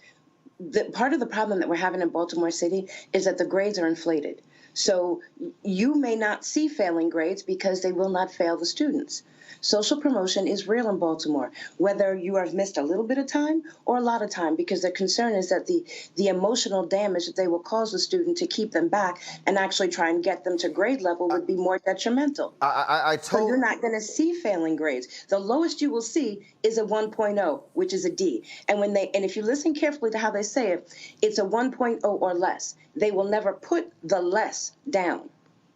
Okay, but this is the thing that I'm trying to understand, Shannon and Chris. That again, we're looking at this individual here. I cannot fathom a parent not looking at a report card for 4 years. I can't fathom having no conversation with any teacher or principal or anybody for 4 years. So I actually need. It would be great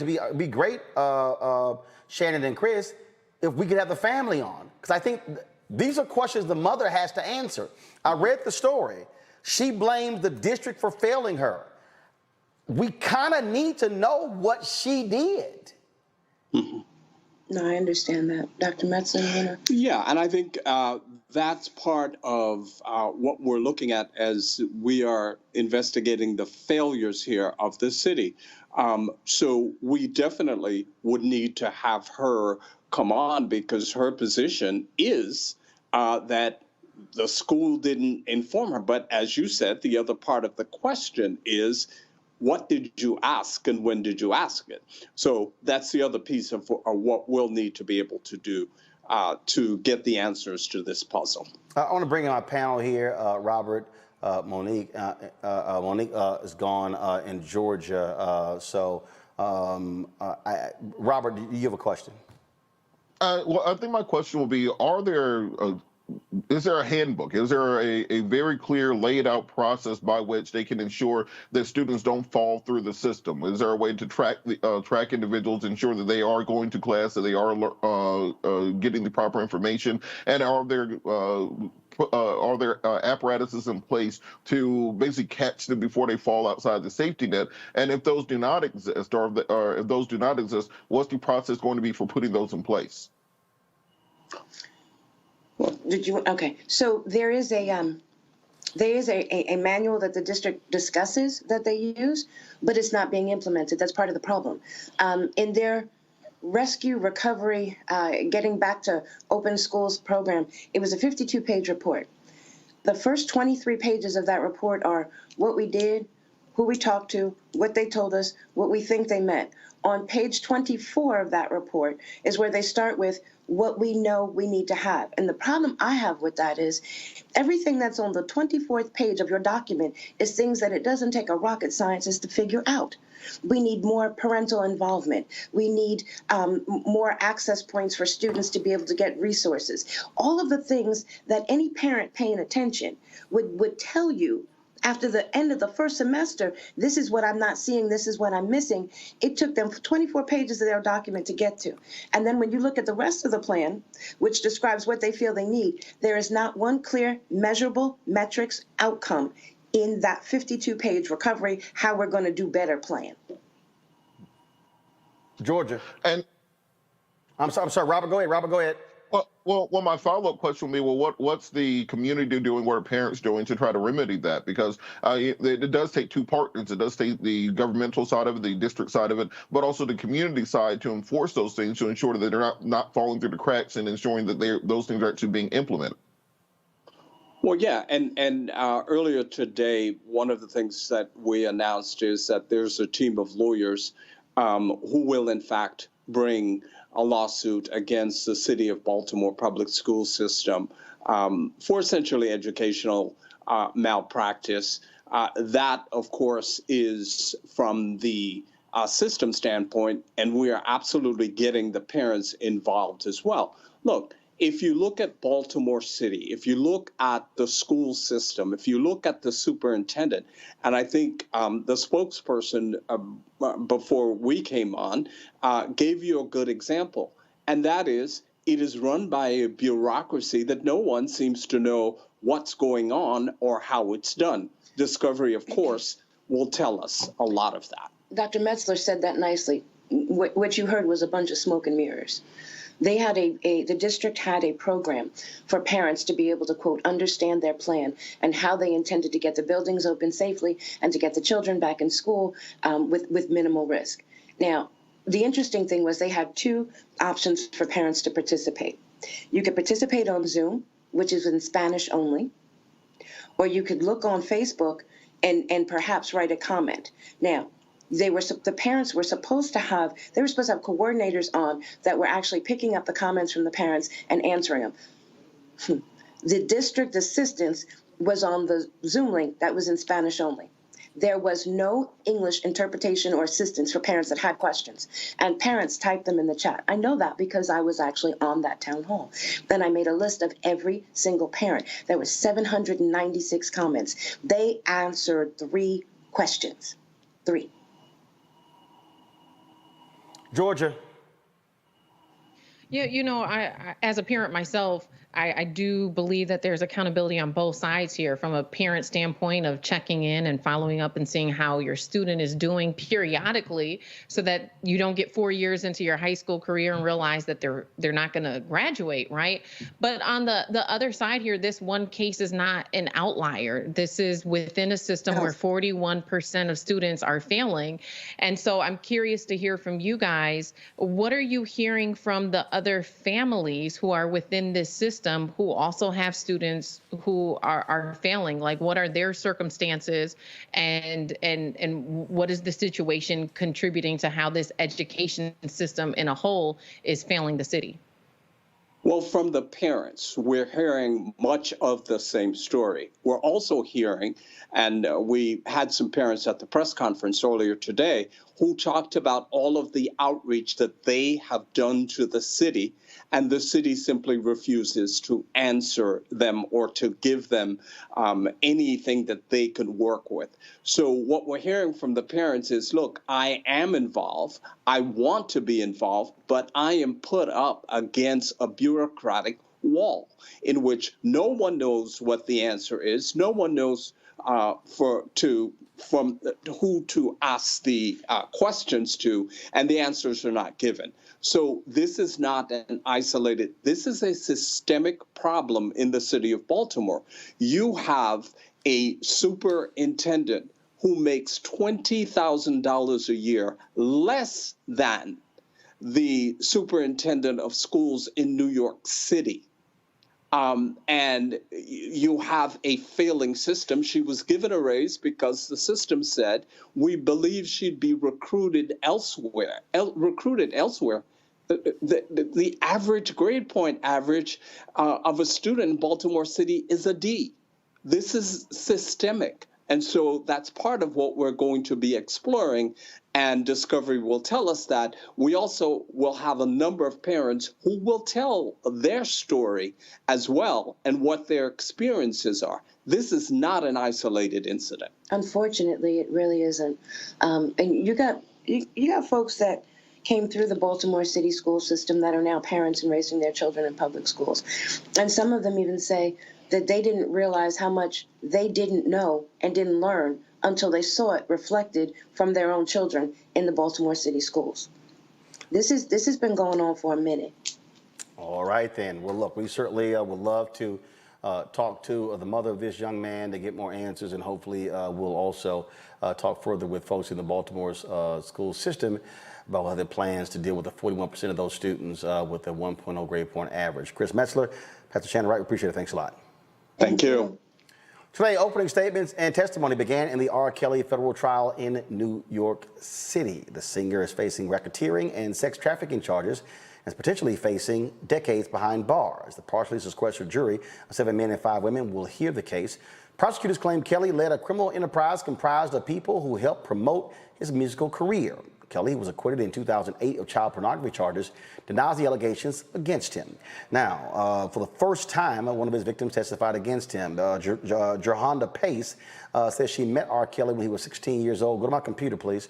When she was 16 years old, and she said she was excited to be in his presence, but then that began a 6-month ordeal where he had sex with her, physically and emotionally abused her. She is now 28 years old, and again, she testified in that particular trial today in New York City. Not only that, a bombshell was dropped in the court where prosecutors also spoke to the issue of Aaliyah. And so, of course, because it goes back to when R. Kelly was very much involved with her. This is the New York Times story. It says the other 5 women involved in the case include the singer Aaliyah, who died in a 2001 plane crash, whose brief marriage to Mr. Kelly at 15 years old was among the first revelations to fuel questions over his conduct, and 4 women referred to only by their first names or by pseudonyms at the trial. The U.S. attorney said this case is about a predator. That's what she said. She also called R. Kelly a serial manipulator who used the access granted by his fame to prey on his fans, said he used every trick in the Predator handbook to present himself as a mentor to the girls and their families. And so this is what she said, quote, he began collecting girls and women as if they were things, hoarding them like objects that he could use however he liked. Georgia.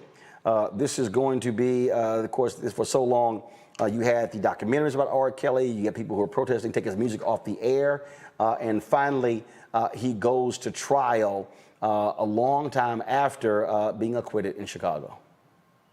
You know, I think it's been a challenging thing for but we must, in order to protect our young girls as a mother of 3 Black girls, I definitely want to make sure that someone like R. Kelly is held accountable for his actions.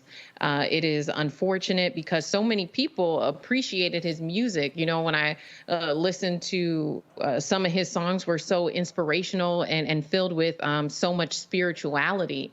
But the other side of that coin, and knowing how he has abused women, you know, again, like I said earlier in the show, the truth will always come to the light.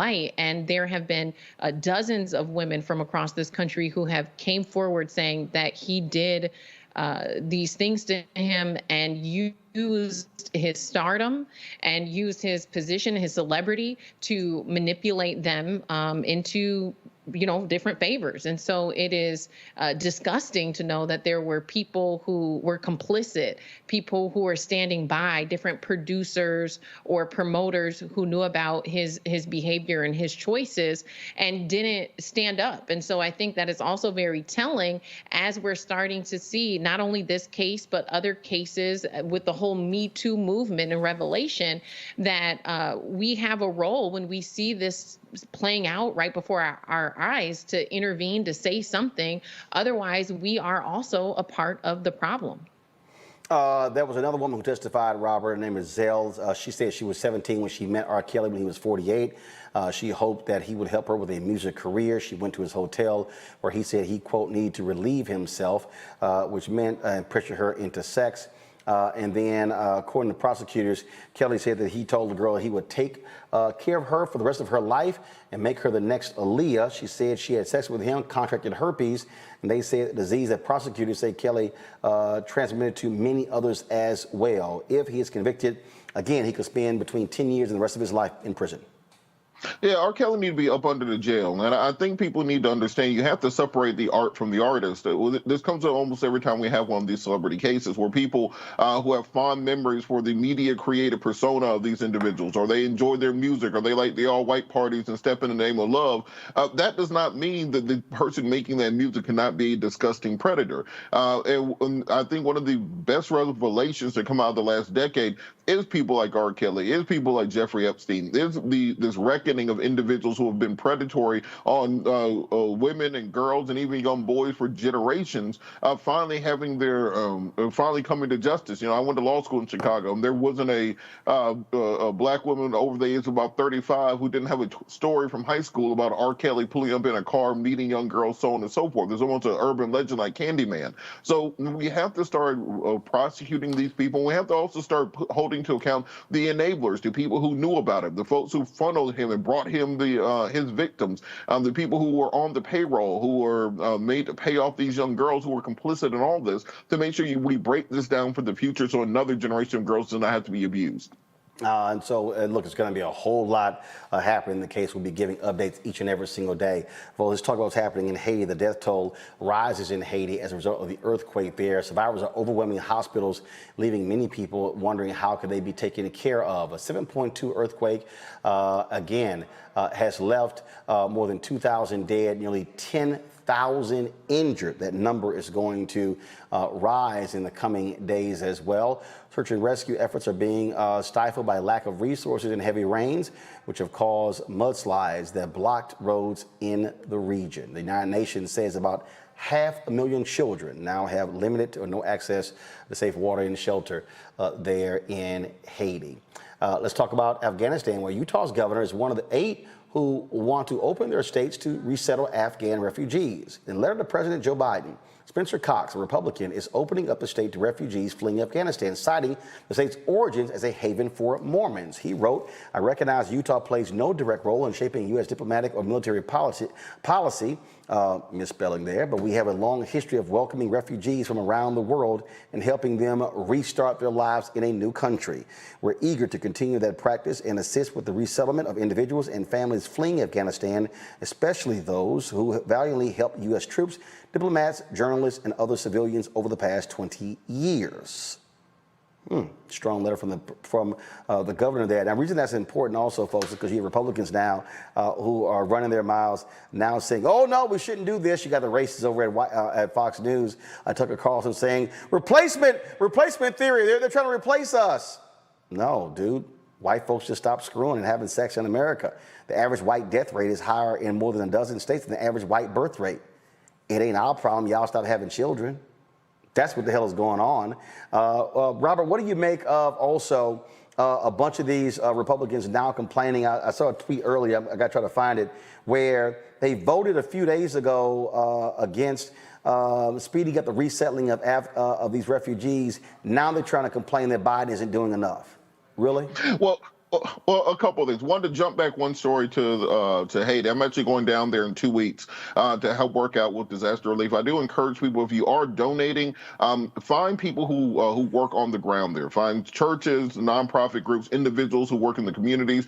Often when you contribute to larger aid organizations, that money does not get where it needs to go. We saw what happened during the earthquake a decade ago when many donations ended up paying Red Cross salaries and flying people around for the Clinton Global Initiative, but not actually making it to the ground. So find small churches in your community who have direct connection down there to people working on the island and try to help out that way. On this story, I find it amazing that Republicans have found this weird sense of relativity where Earth just started in January of this year, and then they just found out about Afghanistan last Thursday.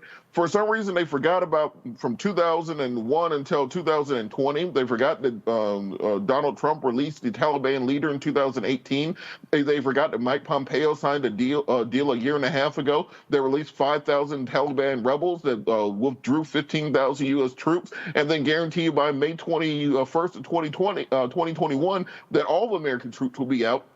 And indeed, that they hand-tied Joe Biden to the point that there was absolutely no way for this to end any other way than the way that it has currently ended. And now Republicans are realizing that this is going to start splashing back on them. And you have a schism within the party. The ones who want to be true patriots saying that they want to take in refugees. Brian Kemp here in Georgia said something similar. But then you have the xenophobes and the 3 percenters and so on and so forth who are saying don't bring them over. So I think you're seeing the civil war within the Republican Party tearing itself asunder because they don't know if they're going to be pro-war, anti-war. They don't know if they're leave the troops there, bring the troops home. They don't know if they're pacifists or war hawks. And right now they have no clear guiding principles, and that's why you see such contradictory evidence and contradictory statements coming out of Republican leadership. Georgia, what do you make of, again, the folks with a very short-term memory loss? Yeah, well, we just did an extensive piece on this on the Benjamin Dixon show with Captain Barnes, who broke down that 20-year history that Robert just pointed to.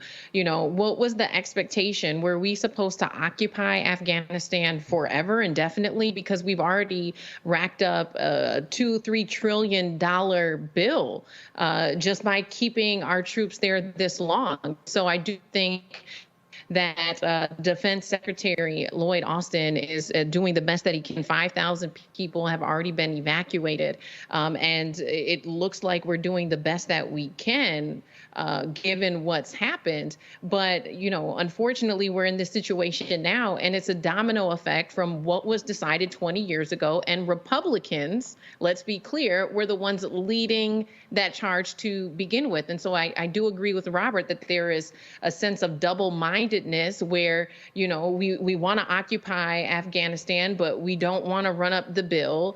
And so you're going to have to deal with the fact that now we're going to have refugees who are going to be evacuating here. It is going to happen. And there's a number of journalists. There's 200 journalists who have been on the ground, who have been our eyes and ears bravely documenting what's happening, that are now going to have to figure out what is their evacuation plan as well. So there's many layers to this, and it's a story I think that more Americans should be paying attention to. The folks at ABC News, they had an exclusive interview, George Stephanopoulos, with President Joe Biden. They did drop a clip of the interview a little bit earlier, and so let's watch this. All troops are supposed to be out by August 31st. Even if Americans and our Afghan allies are still trying to get out, they're going to leave? We're going to do everything in our power to get all Americans out and our allies out. Does that mean troops will stay beyond August 31st if necessary? It depends on where we are and whether we can ramp these numbers up to 5,000 to 7,000 a day coming out. If that's the case, they'll all be out. Because we've got like 10 to 15,000 Americans in the country right now, right? And are you committed to making sure that the troops stay until every American who wants to be out is out? Yes. How about our Afghan allies? We have about 80,000 people. Well, that's not the estimate. Is that too high? That's too high. How the many? estimate we're giving is somewhere between 50 and 65,000 folks total, counting their families. Does the commitment hold for them as well? The commitment holds to get everyone out that, in fact, we can get out and everyone that should come out. And that's the objective. That's what we're doing now. That's the path we're on, and I think we'll get there. So Americans should understand that troops might have to be there beyond August 31st. No, Americans should understand that we're going to try to get it done before August 31st. But if we don't, the troops will stay. If we don't, we'll determine at the time who's left. And if there are American forces, if there's American citizens left, we're going to stay till we get them all out. One of the questions he was asked, how do they not know what was going on here? You've had the head of the U.S. Joint Chiefs of Staff who said that they had no evidence that this was going to happen, frankly, in 11 days.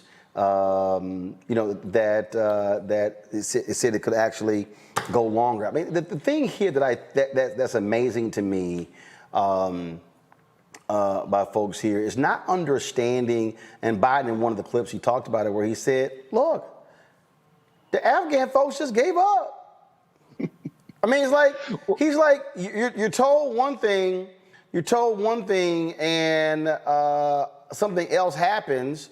And it's like, yeah, we thought people were going to be holding the line, but again, what you have. Here's the thing that's crazy to me, Robert.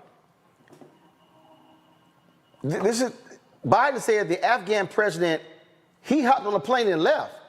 So you're sort of like, well, who the hell is in charge? The folks there are like, well, what the hell? We're just going to give everything over to the Taliban. I'm trying to understand. What do people think was going to happen if the entire Afghan military, 300,000+ people, just put their arms down and said, yeah, we're good? Well, look, Roland, if we had pulled out in 2002, and we pulled out in 2022, and we pulled it out in 2022, it would have ended exactly like this. If a military force can take over a country in 10 days, then you were not the liberators, you were the occupiers. The Taliban is the government that the Afghani people want. There's video coming out, if you look on international press, on Reuters and Al Jazeera, of the Taliban celebrating with ice cream parties in the street, playing basketball games with children. This is the legitimate government of the Emirates of Afghanistan that was in place after the Mujahideen fell, and then in 1998 the Taliban took over, and then they were in power until America came in. America very clearly came in not to end the war on terror, because the terror operations were done after Operation Anaconda in 2002. All of our combat missions were done then. We stayed there to protect the poppy fields. We stayed there to protect the oil fields. We stayed there to protect the tritium and the cobalt deposits under that country. That's the entire reason we've been there for 20 years. So when the Taliban comes in, the reason you saw the civilian government turn tail and run, because they knew they did not have the legitimate support of the people. They knew that that army was a Taliban army. All 300,000 of those that we trained, all $2 trillion of those resources that we left on the ground there, those were all simply turned back over to their rightful owners, being the Taliban, because those soldiers put down those arms, changed uniforms, and turned against their government. And the Afghani civilian leadership was lying to us the entire time, and we're going to have to hold them to account. Not to mention that the Taliban army still has all the weapons we gave to them in the 80s when they were fighting against the Russians, and now all the weapons we gave to them now. So they have a 21st century military, one of the largest in the region, 300,000 strong, plus the Taliban forces, both one of the most modern military forces. So now they are actually a regional power, thanks to us giving them a bunch of free money and military weapons over the last 30 years, versus investing in our own country. And let's not pretend that we did not invade the Afghanistan for poppy and opium back in 2001, and then immediately go into an opioid epidemic in America as soon as we got a hold of those poppy fields. If you want to pretend that those things aren't connected, I don't know what to tell you, but we need to have a real come to Jesus meeting about our foreign policy in this country. And I do want to, of course, share some of what Secretary of Defense Lloyd Austin, retired four-star general, had to say today. Saying that we remain laser focused right now on Hamid Karzai International Airport in Kabul, and on doing everything that we can to continue evacuating Americans, allies, Afghans who have worked alongside us, and also other courageous Afghans at special risk. And to that end, I'm prioritizing three key concerns. First, the safety and security of our people and the people that we're trying to evacuate. As the chairman will brief you, the final elements of additional military forces continue to flow into Kabul, with about 4,500 in place as we speak. They are trained and equipped to defend themselves in their operations. There have been no hostile interactions with the Taliban, and our lines of communication with Taliban commanders remain open, as they should be. My second focus is maintaining security at the airport itself. In concert with forces from our allies, our troops have set up defensive positions around the airport, and the airport is able to function safely. Now, we don't take this for granted, and I continue to be in daily contact with General McKenzie and commanders on the ground to make sure that they have what they need to keep it safe. My third area of focus, of course, is the pace, increasing the flow of aircraft and people out of Kabul. And we've flown out several thousand since the 15th of August, and our goal is to be able to increase our capacity every day going forward. Georgia, that was Secretary of Defense Lloyd Austin. I want to get your final thoughts here about what's happening in Afghanistan. Absolutely. Well, in that same briefing, Roland, Austin talked about how he was on the ground in Afghanistan. So this is something that's very personal to him as well. And I think the hard thing for a lot of people who have fought for our country is looking at this was it a victory, or is this a loss? Did we lose? And the way that things are going right now, I would say the latter. And so as we continue to see our people evacuated, as long as there's cooperation with the Taliban, I do think the priority remains getting all of the Americans out of the country and coming up with a cohesive strategy for the refugees. and looking at the fact that we've spent trillions of dollars on Afghanistan, sending military there, keeping soldiers away from their families, we do have to strategically and critically look at our foreign policy structures, because our nation, the infrastructure here is failing. Our education systems here are failing. There's so many systems here in our country that money could have went to build up our country. Instead, we're overseas trying to stabilize someone else's country, and after 20 years failed at doing so. So it feels like a waste of money, a waste of time, and not to look at the amount of people's lives who are lost in the process. Absolutely. All right, then, Georgia, Robert, and Monique, we certainly appreciate you all being on our panel today. Thank you so very much. Folks, we'll end the show, of course, with a word from our partners here with Seek.com.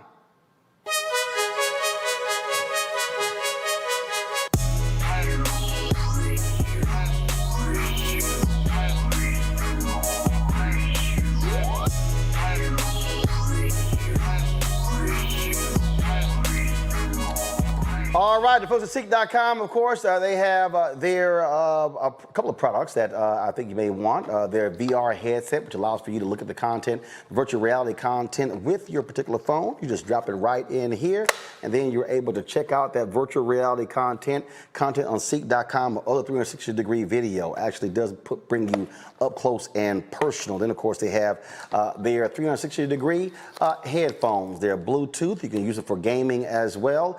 They have it in black and gold and all gold. I prefer these. And so you can get these using the promo code RMVIP21. RMVIP21. Folks, when you use that promo code, of course, you get a discount only for our fans, RolandMartinUnfiltered.com, and then Roland Martin Unfiltered. Then, of course, a portion of that goes back to the show. And so when you support Seek, a black-owned company, you also support this black-owned media company. So we certainly appreciate it. You can also join our Bring the Funk fan club. Of course, our goal is to get 20,000 of our fans every year supporting us. Our goal is to ask $50 for each one of you, $4.19 a month, 13 cents a day. You can support us via Cash App, $RM Unfiltered, PayPal.me/R Martin Unfiltered, Venmo is RM Unfiltered, Zelle is RolandSMartin.com, RolandSMartinUnfiltered.com. Also, shout out to Crystal Hadnot. She's from Houston, Texas, in 3rd Ward, where my high school, Jack K. Sears. That's where I'm rocking the Jackie JY hat. And so she had this shirt, 3rd Ward, on Facebook. And so I said, yo, you got to send me one so I can rock it on the show. So, Crystal, thanks for sending me this shirt.